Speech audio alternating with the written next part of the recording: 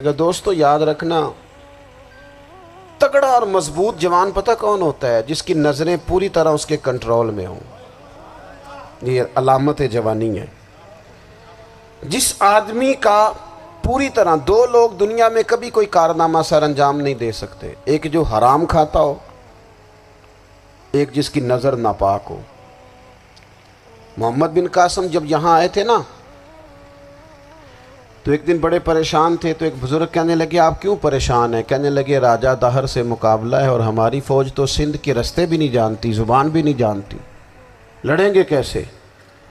2-4 دن کے بعد ان بزرگوں کی دوبارہ محمد بن قاسم سے ملاقات ہوئی تو بڑے خوش تھے۔ کہا اب آپ کیوں خوش ہیں؟ کہنے لگے وہ میرا مقابلہ نہیں کر سکتا، میں نے تحقیق کر لی ہے۔ کہا کیوں؟ کہنے لگے نظر کا گندہ ہے، اور جو نظر کے گندے ہوتے ہیں وہ میدانوں میں ٹھہرا نہیں کرتے۔ میدان کے لیے نکلنے کے لیے پاک جوانی کی ضرورت ہوتی، تطہیر مزاج ہونا ضروری ہوتا ہے، پاکیزہ افکار اور سچی اور سچی ستھری سوچوں کا ہونا ضروری ہوتا ہے۔ اس لیے فرمایا کہ میرا مقابلہ نہیں کر سکتا۔ حضرت عبداللہ ابن حذافہ کمرے میں تھے، تو وزیر کی بیٹی اندر سجی سنوری پہنچ گئی۔ جیسے ہی آپ نے اس کفر کی چال کو دیکھا تو تیمم کر کے نفل شروع کیے۔ وہ ساری رات بیٹھی رہی، رب کا بندہ ساری رات عبادت کرتا رہا۔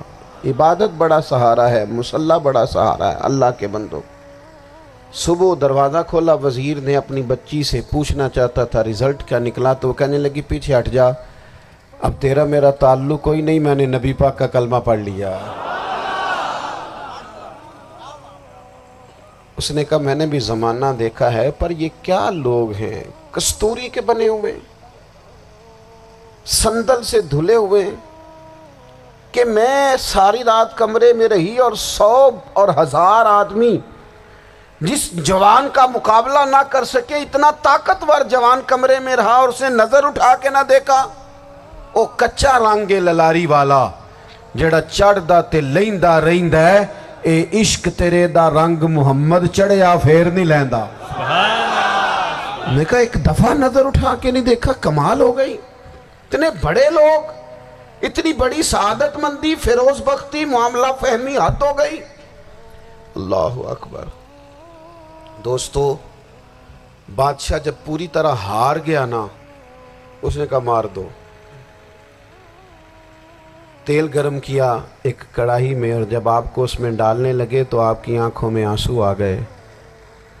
بادشاہ کا خیال ہوا شاید نرم ہو گئے ہیں، کہنے لگا روئے کیوں؟ فرمانے لگے سوچتا ہوں جان ہی ایک ہے، کتنا مزہ ہے اس کی راہ میں جان دینے کا، کتنی لذت ہے اس کے نام پر مرنے میں، کتنا لطف ہے۔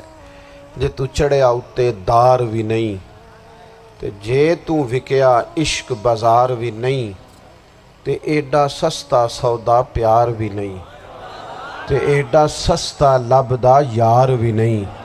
کئی جنگل گانے پیندے نہیں، کئی دوزخ لنگنے پیندے نہیں، جے وہ اس ملوں بھی مل جاوے، ایدوں سستا ہور بپار بھی نہیں۔ تے کچھ سمجھ نہ آوے لوکاں نوں وہ کادے نال شہید کرے، ڈٹھی یار دے ہاتھ تلوار بھی نہیں، پر او دا خالی جاندہ وار بھی نہیں۔ کہنے لگے ایک جان ہے نا، تو دل کرتا ہے ہزاروں ہوتی تو ایک ایک کر کے محبوب کے نام پہ قربان کرتا، جب میرے پاس ہے ہی ایک، کروں کیا؟ حضرت عبداللہ ابن حذافہ رضی اللہ تعالیٰ عنہ جب روئے اور بادشاہ نے یہ بات سنی، تو بادشاہ اٹھ کے کھڑا ہو گیا، سارے وزیروں مشیروں کو کہنے لگا تم نے کہا تھا نا بندہ ضائع کرنے والا نہیں، یہ بھی ضائع کرنے والا نہیں۔ کہنے لگا میرا ماتھا چومو، تم جیسے لوگوں کو قتل نہیں کرنا چاہیے، آزاد کرنا چاہیے۔ عزیز اپنی زندگی سے نا یہ بہت زیادہ ہرس، ہوس، طمع، اور یہ کسی بات کی بھی ہو، ہرس صرف پیسوں کی نہیں ہوتی ہے، شہرت کی بھی ہوتی ہے، یہ بیماری انسان کو اقتدار کی بھی ہوتی ہے، تعریف کی بھی بیماری ہوتی ہے، یہ سارے نقص ہوتے ہیں لوگوں کو، اور معاذ اللہ بعض جبوں کبوں کے اندر بھی ہوتے ہیں، وہاں بھی پنپتے ہیں۔ اپنی زندگی جب تک اس سادگی میں نہیں لاؤ گے جو رسول پاک نے عطا